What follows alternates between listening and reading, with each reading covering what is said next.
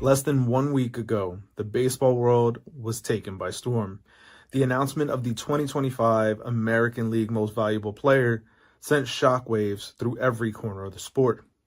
Aaron Judge, one of the game's most dominant forces, narrowly claimed the award, edging out Cal Raleigh by a razor-thin margin of 17 first-place votes to 13.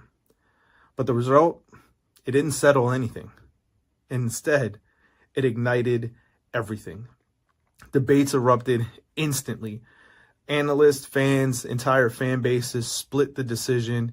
Some argue the Judge's all-around offensive mastery made him the undeniable choice. Others insisted that Cal Raleigh's historic season behind the plate made him the true most valuable player. And here on the Baseball Banter Broadcast, it was no different. Our team went back and forth in vigorous fashion, laying out statistics, questioning positional values, challenging narratives, and defending their MVP of choice with passion that only baseball can produce. Tonight, we're bringing you the conversation straight. This is the 2025 AL MVP debate, and this is the Baseball Banter Broadcast. Let's get into it. What is going on, baseball fans? That's right. We are here to debate the absolutely debatable finish to the American League MVP award for 2025. So, along with some of the other cast members here at the Baseball Banter Broadcast, we're looking to present you with both sides of the argument. We're looking to present you with a case for Cal Raleigh as the MVP. And we're also looking to bring you a judgment and a verdict on Aaron Judge as the 2025 American League MVP. But without further ado, I'd like to introduce my castmates here for this particular episode. We've got Aiden, Chris, Ken, and of course, Roman joining me for this debate. So guys, it's going to be a fun one tonight. And obviously, as I said in the intro, this was a very close race. 17 first place votes for Judge and 13 first place votes for Cal Raleigh. And we have some debating opinions. So we're going to begin with the case for Cal Raleigh. Who wants to start? I got it. So Cal Raleigh. Well, I guess there's no case.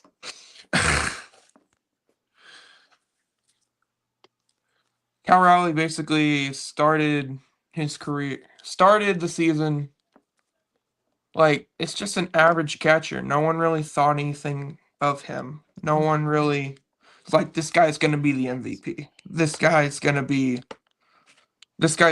Aaron Judge. This guy's the number one in the AL. But Cal Raleigh was only known for defensive plays, defensive behind the plate. No one really thought of him as that guy. But he slowly progressed to being that guy. It didn't matter if he was the designated hitter, the catching, even if he just came in as a pinch hitter, he really showed his value. He became an all-star. He got a contract extension. He won the home run derby. He led his team to almost a World Series, which is more than what Judge did, in my opinion. Judge did a lot better statistically, sure. But I just feel like Cal Raleigh put so much work into his team, put so much work into what he did. 7.4 WAR, which is crazy. Mm-hmm. You never think a guy with a 247 average would be going head to head with someone with a 300 average for the MVP vote. 60 home runs. That's crazy. He broke multiple records. Sorry about records, that. Switch hitting records, catching records. It's just he's on a whole entire another level. A season we've never seen before. Judge can repeat. This is a once in a lifetime, once in a career thing for him. So just to piggyback for Aiden's point here, just to be able to highlight some of the statistics for Cal Raleigh this year. As he mentioned, a 60 home run season, 207 batting average, 359 on base, 589 slugging percentage, and a weighted on base of 392 with a weighted runs created plus of 161 and a Fangraphs WAR of 9.1. So absolutely, without a doubt, an incredible season. And who else wants to present their case for Cal Raleigh in this one? I'll go. I'm probably the most middle ground of all of us on this panel. Yeah, as we talked in our postseason preview, yeah, Jeremy and Roman, you remember I said it go either way. I think they both make a case to be MVP. And I told you at the time, whoever wins, it's going to ignite a fire, and it has. Because they've done everything to be the MVP. I'll strike back a little bit, even though I'll make the case for Cal Raleigh that, with Aiden's point of a once in a lifetime, this is not a lifetime award. It's a year award. So just because he had a magical season doesn't mean you should always get the MVP. If there's nobody else has competition, that makes sense. But Aaron also had a magical season. I mean, heck, he hit almost over 400 for almost half the year. He was brilliant. But my case for Cal comes down to what we talked about on that show, is he's playing the catcher position. And to me, he controls more of the game than what Aaron does in the outfield. And he controlled a pitching staff that was one of the top pitching staffs in baseball, one of the top bullpens in baseball. So it means late in the games, his mind had to really be on that. And he still produced in the late innings for the Mariners, hitting a lot of late game home runs for them in a lot of RBI situations. And the fact of the matter is that it does say something. You have to take into me the count that Cal Raleigh is the position he does play. There's a reason why he put up historical numbers, because catchers don't do what he did this year. As Aiden said, he's always been really good defensively, always been really good calling the game. And with Seitzer moving in, former Braves hitting coach, give him some love. He taught him how to lift the ball, and that's why he hit home runs. It's Kevin's motto. He believes in hitting home runs wins game. It changed him from maybe a 20-something home run guy to this record pace. And I think because of him being a catcher, handling the pitching staff, and if anybody's ever been around a dugout, the catcher comes off the field. Very rarely do they get to even rest. They have to talk to the pitcher, the pitching coach, the manager. They never have a mental break. Aaron comes off the field, he gets mental breaks. You see outfielders, they'll even go down in the clubhouse in a major league game if they're not up for the next 6, 7, and get a drink and a snack and relax in the cool. Catchers don't get to do that. They're sitting on the bench. It doesn't matter how hot it gets in summer. They're still got to stay on the bench with their pitcher or their pitching coach to discuss the next inning hitters. Aaron doesn't have to worry about that. That's not to take away from what Aaron does defensively for the Yankees. He's outstanding. But I think when you have to handle as much as he has to handle, I think he should have slightly edged out Aaron. I'm not as vocal as the rest of them because I think Aaron did deserve it. And I don't think he should have just got it because he had a historical year, but he did have an equal year to Aaron, in my opinion, and the defense does make a difference. Handling that pitching staff on a daily basis, inning by inning, in the sun. And they gave him a lot of DH opportunities as well. I know that. But he still was in the game. And to me, that's why Cal Raleigh should win. And then I also push back on that he can't do this again. I don't think he'll hit 60 home run, but I think he can hit 30 plus. He's established. He knows what his swing is now. But most likely, as Aiden said, Aaron's going to be in the discussion every year. He's like Shohei Ohtani. And this could be the last, the only opportunity. That's not the reason why you give it to him. But there's a part of me, I think part of the people who want him to win it are a little disappointed because he did everything he was supposed to do. He had a great year. He was great defensively. And even though we don't take in the postseason, he had a great postseason. And that's the reason why I think he should have won the award. Rome?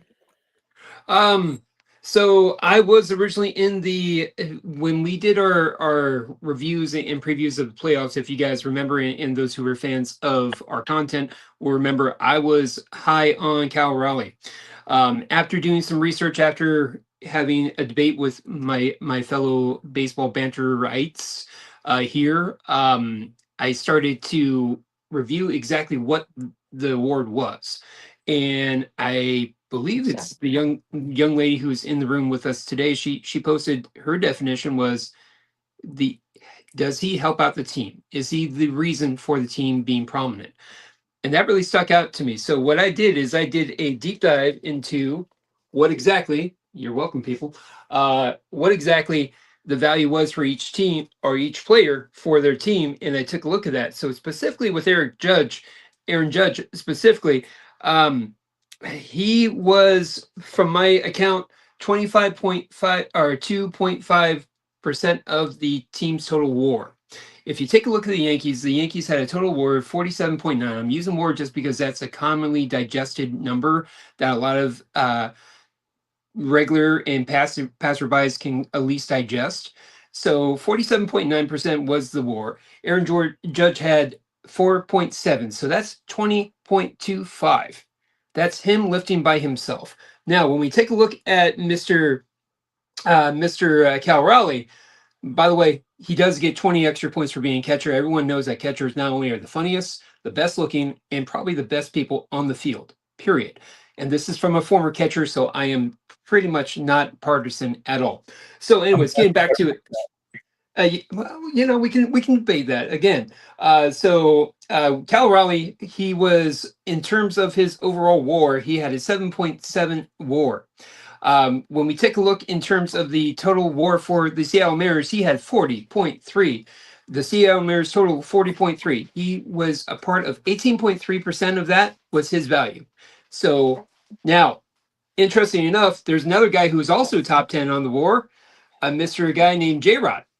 And J-Rod was 16.8% of the team WAR because he had a 6.8% clip. So before we get on to Cal Raleigh, one of the reasons why I do feel that he was a lot better is because he had much more protection in the lineup. Whereas if you take Aaron Judge, as much as it pains me to actually give praise to the Yankees, okay, you guys have no idea how much this absolutely pains me. You got to give him his due. Now, so that's my take after researching. And there's actually one guy on this list that, by that mark, is more deserving of the MVP, and maybe that can come near the end. But when we talk about it, that's how I move to the Judge category. As much as it pains me when looking at all that Judge has done, when you take a look at the top 10 list, it has to be a pretty solid case to get it, to steal it from him. And Cal Raleigh, as much as I respect everything that he does in the game, as much as I respect the fact that he's 60 home runs, as much as I respect all those factors, at the end of the day, is this a celebratory award or is it an achievement award based on what you're producing? I have no problem losing the job if the guy's better than me. No problem. But if you're just going to give it to him because he's been with the company longer, I do have an issue. So that's my 2 cents. Go ahead, Grand Pooba. So yeah, I think as Roman alluded to now, getting into the case for Aaron Judge. Chris, did you want to go? I think she's having some audio issues. So I'll present then my case for Aaron Judge. I think obviously we have to start by saying what an incredible year Cal Raleigh had. There's no doubt that what he was able to do, especially as a catcher in this season, was absolutely incredible. There was no doubt about it. This was a season in which we saw historic numbers. The fact is that Cal Raleigh did break 3 single season records. the single season record held by the most for a Seattle Mariner, the most for a switch hitter, the most for a catcher. I mean, that is an absolutely historic season without a doubt. As I put up earlier, I'll place it up here again. Those numbers are not anything to disparage Cal Raleigh whatsoever. This was an absolutely incredible season. But for me, when you look at the season that Aaron Judge had in comparison, right? And shout out to Sock Savant on X, who put this out actually earlier, a couple days ago, for a site that he put together to be able to do the comparison of these two players specifically. When you look at the side by side breakdown of Aaron Judge's 2025 season and Cal Raleigh's 2025 season, it is a landslide in terms of what Aaron Judge was able to do offensively. And obviously the defensive factor plays a big deal into it in terms of the plus side. And if you go a pros and cons list between Cal Raleigh and Aaron Judge, there's no doubt about it that a catcher is much more valuable positionally speaking. But when you examine these numbers and you just see how large the gap is between these statistical numbers that these two guys have in a side by side comparison, it is very, very difficult for me to think that anyone other than Aaron Judge is the 2025 most valuable player. And obviously, value is, dependent on how you want to define it. Like Roman said, when you go through and you break down what each player meant to their specific team, Aaron Judge has done this obviously for years now with really no protection in that Yankee lineup. Yet you had another top player in that Mariners lineup, being able to kind of facilitate some of what Cal Raleigh is able to do. I also think about the fact that, yes, the Yankees had a much better lineup this year. In 24, obviously they had Juan Soto, which is going to be a part of that. But Soto was hitting in front of Judge.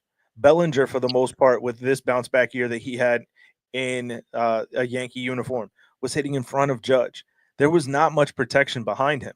Aaron Judge was walked intentionally 36 times this past season. And when you look at what that means that he was the fear threat in the lineup. So I just think that when you look at that side by side comparison between the two players, for me, Aaron Judge is easily the MVP. But it is a thin margin. It is a very close race. I easily. I do think that it was a close race, but I think when you see the level of separation between them, there was a tweet that I saw or a post on X that I saw that said when you took Aaron Judge's OPS as the number one in baseball, and you did the difference between him and Cal Raleigh, who was number 4 in all of baseball, it is the same distance as Cal Raleigh at the number 4 spot to the number 77 player in OPS this past season. Mm-hmm. So to have that large of a distance in OPS between these two players, how can Aaron Judge not be the MVP? Chris, you want to jump in with your points? Yeah, you made excellent points, and I echo them 100%. What I realized as people were debating this issue is, first of all, there's no clear-cut definition of what an MVP is. I mean, the Hall hasn't defined it, and so it was, as people were arguing, I felt like they thought that there was a definition, and it's purposely left vague, which is why there's debate. And that's what baseball is partly is, the enjoyment of people being able to take a situation like this where there's two outstanding players and enjoy afternoon's debate or conversation about it. One thing I noticed was, as fans, when I say people, fans talked about it, is the defensive differences between these two players was always the main issue that they brought up, it seemed like. And I thought it's my understanding, and I'm not a math genius. So anytime you hear me start talking about war and things like that, grain of salt, but that's beside the point. I do my best.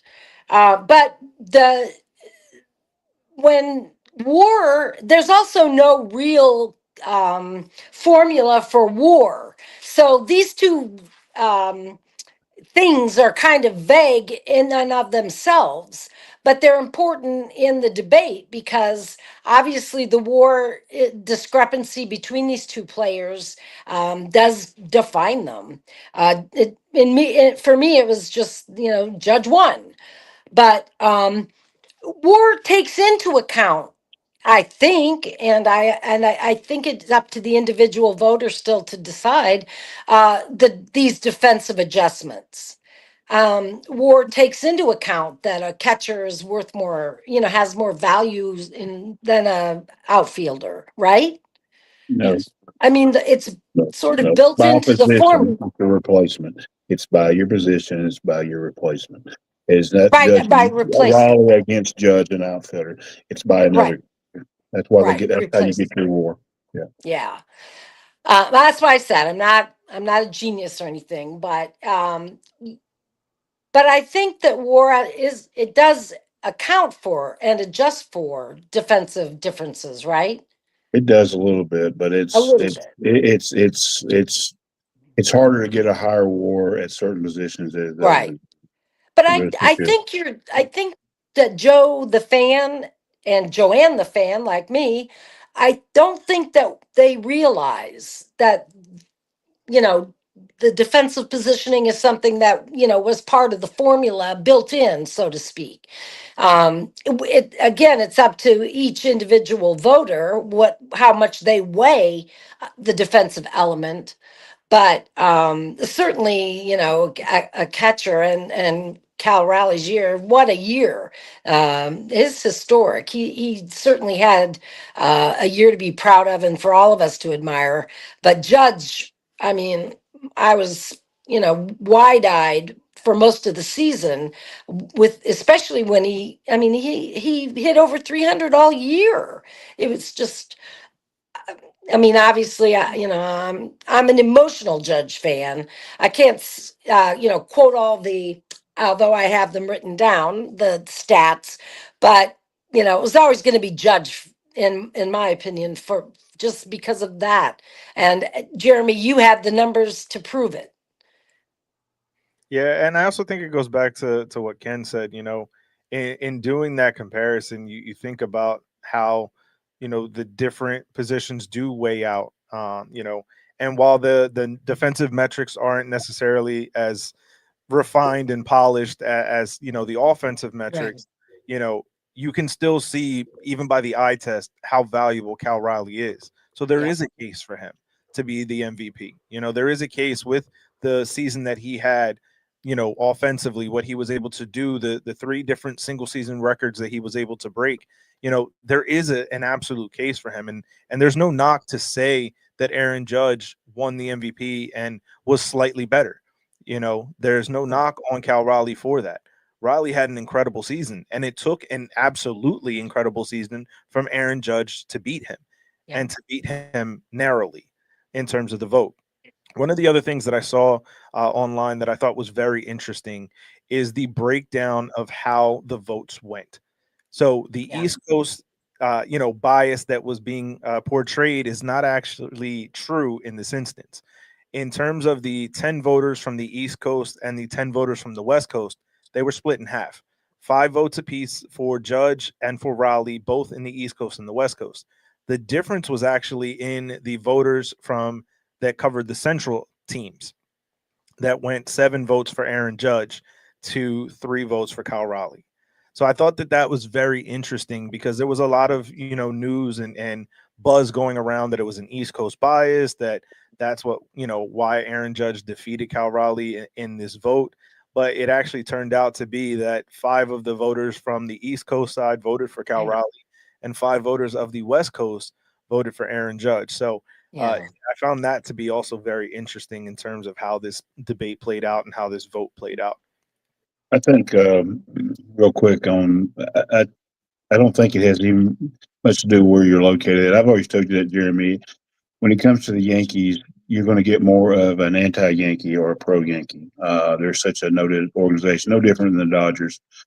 So, that could have been your breakdown as well, but the, to, I think what the award comes down, even listening to y'all tonight and even in our inside group chat, is you look at the MVP as an analytical award. No offense to all you guys, but analytical nerds that get on here and didn't really play or coach at the highest level. And you look at baseball from a strictly numbers. If you want to do that, Aaron Judge wins the award. Yeah. If you want to look at it from the grind of a player every day, that's the reason why it's kind of interesting to hear Roman reverse a little bit, because he did play and played at a little bit higher level than most Americans do. To know what it is like to put the catcher's gear on and to put up any kind of offensive numbers at all. When you look at the top catchers in baseball, you list them. We went down a list because we had a big argument this year with Sean Murphy and his big contract and being hurt. Sean Murphy's still a top 10 catcher. That's how weak the catching position is in the MLB. But it's not that it's weak. It's just it's hard to hit. That's the reason why there will be a case for JT Realmuto to get some Hall of Fame votes, because it's hard to play every day and catch. And he plays both games of doubleheaders sometimes. And so, so I think that's the breakdown of the award. If people look at baseball from the eyes of playing and what you judge, then maybe you lean a bit more to Raleigh. If you're just strictly numbers, Judge would win every year. Ohtani wins every year. And by the way, Roman, by your formula, Ohtani should not have won the MVP in the National League. He played on a great team with Freddie and all those had great wars. Will Smith had a great war, And I don't ever think it should be a percentage of your team, because it's an individual award in a team environment. So it's irrelevant who Judge have. Now, Jeremy makes a great point. He doesn't have the protection. Mm-hmm. Seattle did bet Raleigh second, which meant J-Rod batted behind him. And that's great. That's great protection. And you can, if you want to make the case that maybe some of Raleigh's offensive numbers are inflated because of J-Rod hitting behind, which Roman, you brought it up, his WAR is so good then that's the case to me for Aaron winning the award. Is J-Rod hit behind him, so he got pitched to more. And I know even in our series against Seattle, I told you hit balls I've never seen hit as far as he hit some of those balls against us, Raleigh, but we had to pitch to him. Yeah. J-Rod had got hot and set, down the stretch, and we had to pitch to him. And when Aaron come in, there was some struggling, and we were able to pitch around there. And that's just from little series we've had. So I think when you look at the award, it's how you view it. And that's the reason why I said I'm not going to go one way or the other. I could have come on here today and built the case for Aaron Judge for y'all as well. And I always, when I look at an award, and I could be wrong here, but this is something to throw in. If you traded Aaron Judge to the Mariners and you traded Cal Raleigh to the Yankees, just changed them. He become their catcher. Aaron Judge become their right fielder. What would their numbers be? And I know Judge would have put up the same numbers in that as far as hitting. I'm not sure Judge would hit as many home runs in Seattle because of the dynamic of the ballpark. And this is not a knock against the short right field. I hate when people do that across the country. You still got to hit the ball 300-something foot, and that's not easy in today's game. But Raleigh would have probably had just as many home runs in Yankee Stadium, playing 81 games. And the fact of the matter is his batting average would have probably been similar. He is what he is, and so the Yankees, I'm not sure what their record would have been, but I think it would have been similar, and I think the Mariners would have been similar. So even in that concept, you can't pick one or the other. If I wanted to make a case for Aaron Judge, it's by what Roman and Jeremy said. He did have J-Rod hitting behind him, and J-Rod had a good year. And because of that, I think the slot vote probably should go to Aaron Judge. If you want to look at him catching, and that takes away and evens it back out, then maybe Raleigh gets it. But I think the case can go either way, but I do think it's more of how you look at it. Are you looking at it strictly from numbers, or are you looking at it? And we had it in not to get into a different subject. We had it in the National League Rookie of the Year, and thank God they gave it to Drake Baldwin, the catcher, over the kid from Milwaukee who had a great year, and Cade Horton, the pitcher for the Cubs. Because you know how hard it is to catch your rookie year, a staff, and put up the numbers he did. So they gave it. So I think what you're getting into is I don't think it's like Jeremy's point. It's not an anti-Yankee or a pro-Yankee. It's just people look at things through numbers and how they look at it, and some people are going to vote from more of a how they think through their eyes, what they see, and some people are going to look more at the numbers. And if you look at the numbers, Aaron Judge probably should have won it. Just over the numbers. That's just my opinion. Yeah. So I'm gonna push back a little bit on that, Ken. Just part of what you said at the beginning about, when you look at it from a player's perspective, I believe it was Jeff Passan that had spoken on an interview somewhere saying that, he had spoken to dozens of players, active players about who should have won the MVP. And they were essentially unanimous in saying that it was Judge. So, I wonder how different, the thought process is now, given just the level of what Judge has been able to do, like you said, without that protection in the lineup, and basically shouldering the burden of being the entire Yankees offense. Right. Exactly. I think most players, Jeremy, the reason they do is because how hard it is to play in New York. It's a lot easier to play in Seattle than it is in New York, and to put up those numbers year after year in New York, like we're seeing one of the greatest players of all time. We are. Because he puts the numbers up. And as far as Jeff Passan, do like I do and actually put people's names to it. We you know me, I'm a 37-year Atlanta Brave ticket holder. And so I got a lot more access than a lot of other people. But we had a Braves day, and I know a lot of the players. I asked the players, and I don't know what Jeff Passan's pulling out of his, you know what, but it's about 50-50, and it's the same thing. It's the same thing. The guys who grind every day and play every day, like Matt Olson, think Cal Raleigh should win it. The guys like Ronnie Acuna, who know how hard it is to do what Aaron Judge does every day under that spotlight, because he has to be under the spotlight in Atlanta. He gets critiqued for Atlanta press is easy, but the one guy who takes the heat is Ronnie Acuna. He can't look a certain way in the dugout. He can't run a certain way. They kill him. He's moping. He's doing this, whatever. He thinks Aaron Judge should win it, because I think that's the way players even look at it too, is how are you being handled? But Aaron Judge plays in the toughest market in the country, and he puts up great numbers. If you want to make the case for Aaron Judge on that, Jeremy, you're 100% right. Aaron Judge should be the MVP. Yeah. Yep. And the way Judge takes care of himself year after year, and the consistency that he's produced. He's 6'7", and he's 30 years old now. He's still putting up those kind of numbers. He's in peak condition to play the game, and mentally and physically. I don't think too many intangibles would keep Judge from being an MVP either, in that respect, as far as discipline, hard work, grind it out, even behind the scenes, we don't even know what he has to put his body through to produce like he does.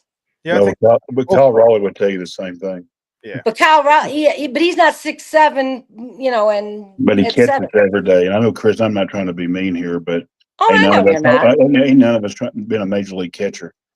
They get back here and get beat up with foul tips, and the pitchers now throw ungodly breaking stuff that hits you all the time back there, and the bruises. Absolutely. I saw Travis d'Arnaud 2 years ago at the end of the season. It looked like he'd been in a heavyweight fight with a heavyweight boxer. He was that bruised up, could hardly move. And so I understand Aaron, and he's in great condition and all that, but it's hard to argue that Cal Raleigh wasn't doing the same thing. I just think, I wasn't arguing that. I think, yeah, I understand. And I think Jeremy's spot on, and Roman made the first point to it.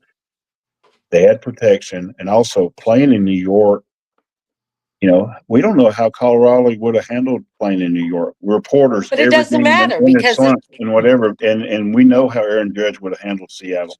We know that Aaron Judge would have handled Seattle the same way he handles New York. He would have handled it whatever. We don't, Cal Raleigh is a feisty little thing, and he gets a little sideways, and that we like that about him. As a catcher, you like that. But how would he would have handled it when he went into the first slump? We never would have seen this season. And when Aaron Judge, committed one of the worst errors in World Series history, and then he just bounces back from it. It's amazing how he can handle adversity, and so there's a lot of that's the reason why you make cases for Aaron Judge, because I'm not, and that's the reason I said as a coach, I wonder if can they play in this system or play in this system. And not to get into a different subject, that's how I determine my quarterbacks, who's better quarterback. If you take Josh Allen, you put him on the Kansas City Chiefs with Andy Reid, and you put Patrick Holmes on the case of the Buffalo Bills. I think Josh Allen wins just as many NFL championships with Andy Reid as his coach in that team, where Patrick Mahomes would have had McDermott, who I think is a defensive coach, maybe not had that in their ear. So we're situation in, and I just know Aaron Judge would have 100% succeeded in Seattle. I'm not sure Cal Raleigh would 100% in New York under those conditions. And that would be, if I'd come on here, that would have been my case for Aaron Judge. Is Aaron Judge can win in any ballpark. I'm not sure Cal Raleigh can. Yeah, no, I mean, that's a great point.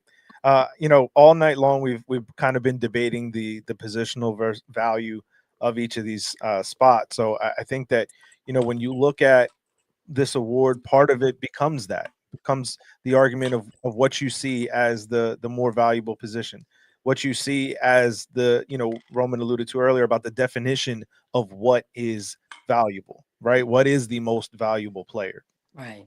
So, I think there's been a fun discussion here tonight. So, I just kind of want to bring up the idea tonight of, the case for Cal Raleigh, the case for Aaron Judge. This has been, a wonderful debate amongst the crew here.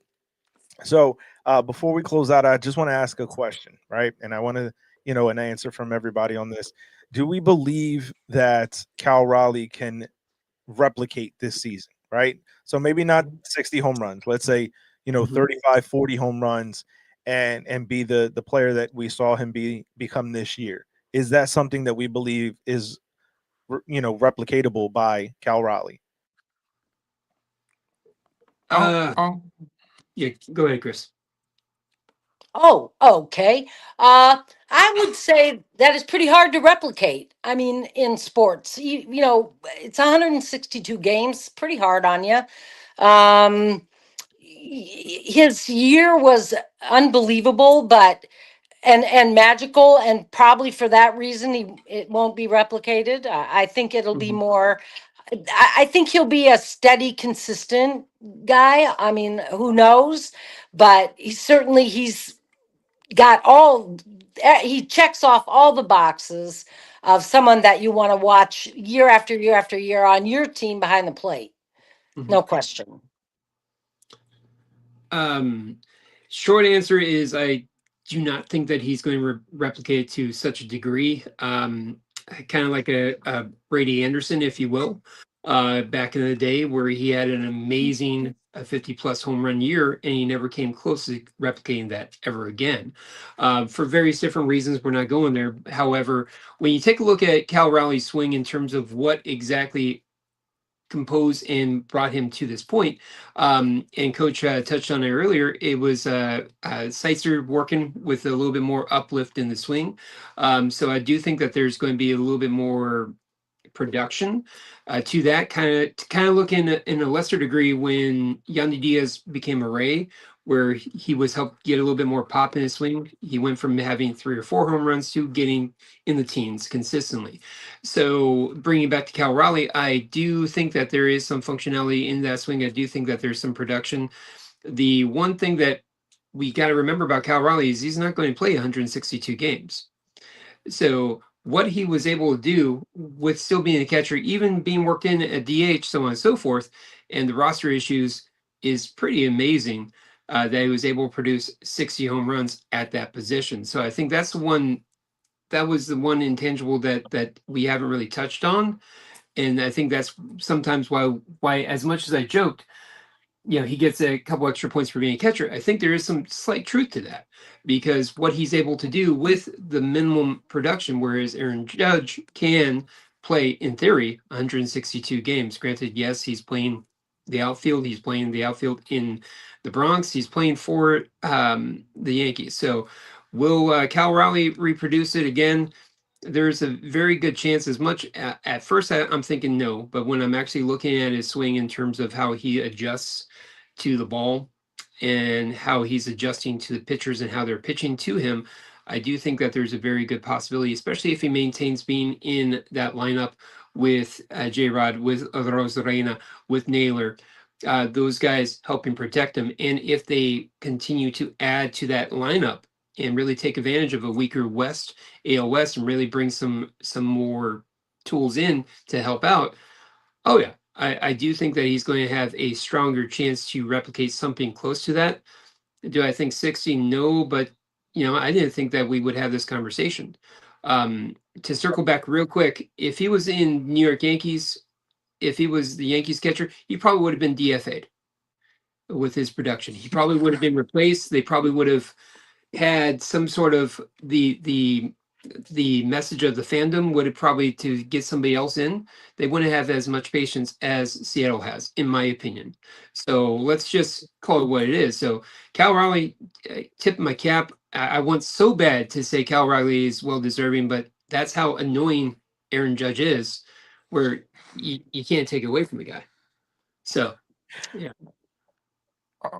I'll go ahead and say I do think what we were saying earlier with the hitting coach. I think I just saw his stats. Him as a player himself, he understands that game, and I feel like he unlocked something in Cal Raleigh that I feel like he could replicate. He could do this again. It's not likely. I don't think it's likely at all. But I personally think he could do it, knowing that if he continues working with that hitting coach, I really think that's a really valuable piece that not a lot of people are looking at. Like Judge, he doesn't need a hitting coach really to tell him to fix his swing, to get more pop, that he can't. Judge can do it every single season. Where Cal Raleigh, he's probably not going to do it, but he definitely could if he has the tools to do it, which he did have this year. All right, Jeremy. So real quick, replicate as in you said 35 to 40 home runs. Yeah. In that ballpark, 100 RBIs. All right, I will say yes. I think he will next year. He'll hit 35 to 40 home runs, and he'll drive in 100 RBIs, which will not make him an MVP candidate. So the answer is to be another MVP candidate. The answer is no.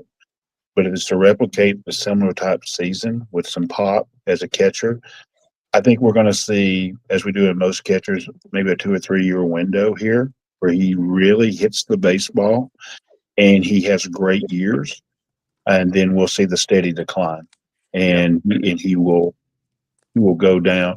But him being a switch hitter means you might see a steady decline where he goes into being a DH, which then would be interesting to what he would put up as just a DH. So, but I think yes, the answer is yes. He can replicate it to get back to 35 to 40 home runs, 100 RBIs, especially in that offense. Like Roman said, he should have opportunities to drive runs in.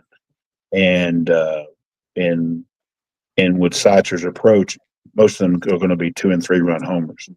So that's the RBI total. So, and Roman made a good point. The AL West is getting weaker as we watch. The Rangers are thinking about selling. We don't know what's going on in Houston. They've got 14 infielders. They have no idea what they're doing as far as what they're going to play. And the A's, we always keep saying they're going to up and coming, but they are the A's. So he's going to have a lot more opportunities to have, and he gets to play in Sacramento 6 times, which is a hitter's ballpark. And so I would say yes, Jeremy. He'll have a great year next year. Yeah. So I'm gonna get a little bit more bold. I think he's gonna hit at least 45 to 50 next year. I think that the approach that he has right now, as long as the protection that we spoke about in that lineup in Seattle continues to be the way that they were this past year, and obviously you can't expect everybody in that lineup to replicate the offensive output that they had. But I think if they can be somewhat similar to the approach that they had last year, Lost the sound again. that the Mariners can absolutely protect him into a point where they can see him replicate somewhat close to the results that he had this year. I know that's a little bit of a bold hot take, but I genuinely believe that the change that he made in his swing allows him to be a bit more consistent in terms of a power perspective. Now, I like it. I like it. And Roman, I got to tell you, we were on our preview show. His bold hot take was the Braves wouldn't make the playoffs, and they didn't. I don't know how he knew we was going to lose our whole starting pitching staff, but he got that right. So you got to believe in Jeremy and his bold hot takes. Maybe he is going to get 45 to 50. I'm on board. Let's go. Yeah. so we'll definitely see how things shake out. Now, as far as Aaron Judge, do we believe that Aaron Judge is going to be capable of replicating the season that he had in 2025? Yeah, there's no doubt in my mind he can do it again and again and again. As much as it sounds like I'm not excited for it, I think he's one of the best of all time, in my opinion. And I think he can do it again.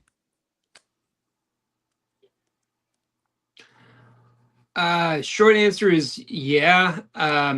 Short answer is yes, he can do it again. However, what makes Aaron Judge special, and from the Rays perspective, where I get the joy of seeing him 18 times a season, that's fun. Thank you very much. I've seen him develop where he had a long swing because he has a lot of parts going, so on and so forth. And I've seen him fall in love with a long ball. I've seen him though work with what the pitchers are doing, and he's being very cerebral with his at bats in terms of he knows what he's doing and what to do in certain counts, and that's pretty awesome. He knows he's not just hunting for a pitch; he's hunting for an opportunity, in my opinion, and that gets very annoying because I'm trying to think along with the pitcher and the catcher in terms of how we would approach this guy. So, seeing that he's not wearing basically a bunch of balls in his side, clearly no one's listening to my philosophy. I'll just hit him, hit him. No, I'm kidding, for the record. But yeah, in terms of what he's able to accomplish, he's very good so far with just doing the adjustments. Now, in terms of comparables, in terms of his body type, because of how long lanky he is, I can see him going the route of a Andre Dawson type of player, where his body's going to break down, his knees are going to break down, but he's not having to play in Olympic Stadium. He's playing in Yankee Stadium. So he's able to not sacrifice as much. In terms of his, yeah, I can see him going again. I can see him going for a long time, as much as it pains me. God help everybody in the AL. God help everybody in MLB if you guys actually get some protection for him, like legitimate protection. Let's no, let's not. Please don't. Whatever. Yeah, that was because he's definitely somebody special, and it's taken me a little while to get on that train because I have to cut through the New York hype, where everybody and their grandmother's next for his thing. I mean, Didi Gregorius, for Pete's sake, was held together like he was the second coming of the greatest shortstop ever for about 2 to 3 years. And there's fill in the blank. We could go up and down. Brian McCann, after he went through his great stint with the Braves, he was held high even though he was starting to come down. We can go up and down the list in terms of that. So once we cut through all that hype, then we're actually seeing the awesome fruit. It's kind of like a pineapple with New York Mita. You gotta go through all the pricks to get the sweet stuff. Okay. So no, the prickly of the pineapple. That's what I meant. Don't edit me out. I promise. But yeah, so that's my take. I do think that he's doing a lot of good things.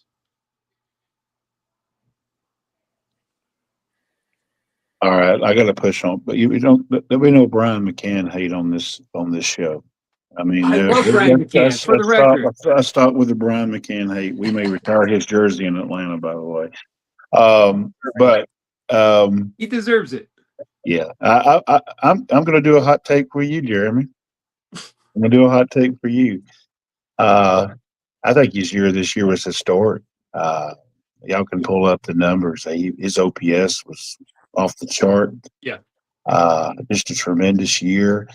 And I think he'll have a tough time replicating this year. You know, it's like I watched another tall, great hitter, Freddie Freeman, as he's getting older, wearing down. Couldn't hit 300 this year. I never thought I'd see a year that Freddie couldn't, was struggling to get 300. And until the Yankees show me what they're going to do with their lineup, can I put an asterisk in my hot take? If you do sign Bo Bichette, then I want to go the other way, and you bet Bo behind him. But if you're going into the season with Volpe again at shortstop, no Bellinger, I think he could come off his numbers. Now, his numbers will still be better than 95% of the league, but I think you'll have a tough time replicating this kind of. To me, it was kind of an historic year for him too.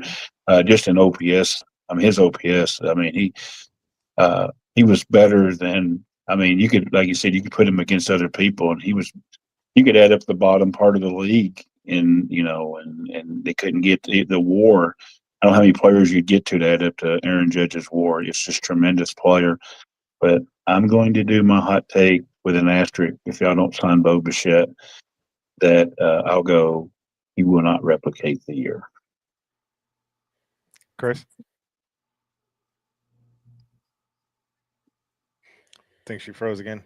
But yeah, so I'll kind of put my my final 2 cents in here on this. So I kind of agree with you, Ken. I think that this year was such a historic year. When you think about his OPS plus of 215, where 100 is league average, Aaron Judge was better than 2 replacement level players and then some this past year. To be able to replicate a season of that magnitude is going to be very, very hard to do. Now, that said, I think that he's still going to surpass everybody else in the league. I still think that he is going to be in line with his career norms of a career OPS plus of 179. But I just think that it's going to be very, very difficult to be able to replicate 215 OPS plus. As you said, his OPS was 1.144. So 1144 of an OPS is absolutely insane. It's just something that you're really not going to see on a yearly basis, even from the player that Aaron Judge has become. So, but I also agree with your asterisk that if the Yankees do something to protect him in that lineup, we may see something similar. I think that's going to be the biggest determining factor for Aaron Judge's, replication ability in this upcoming season to see what he can do similar to 2025. If there can be some protection in that lineup where teams are forced to pitch to him, as you mentioned, having been forced to pitch to Cal Raleigh this year, we may see something, even more historic from Aaron Judge next year. So again, I want to thank everybody for joining us here on the stream. If you haven't already, make sure that you hit that subscribe button down below, that you hit the bell for notifications, so that each and every time we drop new content here on the Baseball Banter broadcast, that you are notified. Like I said many times on this channel, you are going to be seeing a lot more interesting content as the season is unfolding. We have some very, very interesting things happening on the channel. As you can see with the panel discussion here, there's going to be a lot more of this and some very interesting stuff on the way. So without a doubt, for the entire crew here at the Baseball Banter Broadcast, we want to know who you believe is the rightful 2025 MVP. Leave that down in the comments, and we will catch you guys on the next video. So you guys have a wonderful night, and we'll talk to you later. Peace.